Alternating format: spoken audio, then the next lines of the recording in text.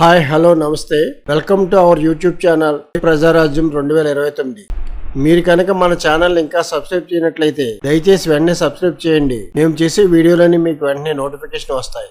Chicken నారాయణకైనా చివాట్లు. హైదరాబాద్ గచ్చిబౌలిలో జరిగిన mega blood donation camp లో ఈ రోజు మెగాస్టార్ చిరంజీవి పాల్గొన్నారు.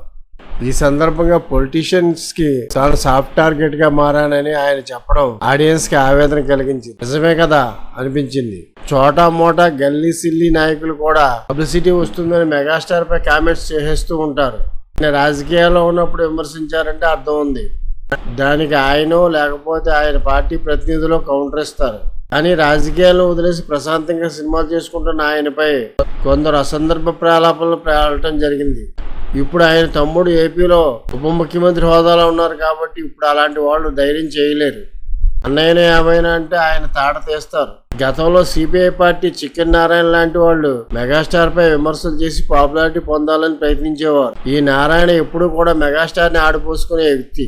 మెగాస్టార్ చిరంజీవి థమ్సప్ యాడ్కి బ్రాండ్ అంబాసిడర్ గా ఉన్నప్పుడు కూడా ఈ పెద్ద మనిషి కెమికల్స్ కలిపిన కూల్ డ్రింకులు తాగమని చిరంజీవి ప్రచారం చేస్తారా అని చిందులేశారు.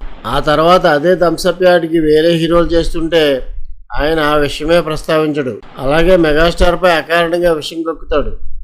ఒకసారి ఇలాగే మాట్లాడితే ఆ తర్వాత తూర్పుగోదావరి పర్యటనలో ఓ మహిళ నారాయణని పట్టుకుని దులిపేసింది. మెగాస్టార్ లాంటి గొప్ప వ్యక్తిని అంటావా అంటూ ఓ రేంజ్లో కోటింగ్ ఇచ్చింది ఆ మహిళ. మీద పడి కొట్టలేదు అంతే. బహుశా మెగాస్టార్ ఈరోజు వేదికపై ప్రస్తావించింది కూడా ఈ సంఘటన అయి ఉంటుంది.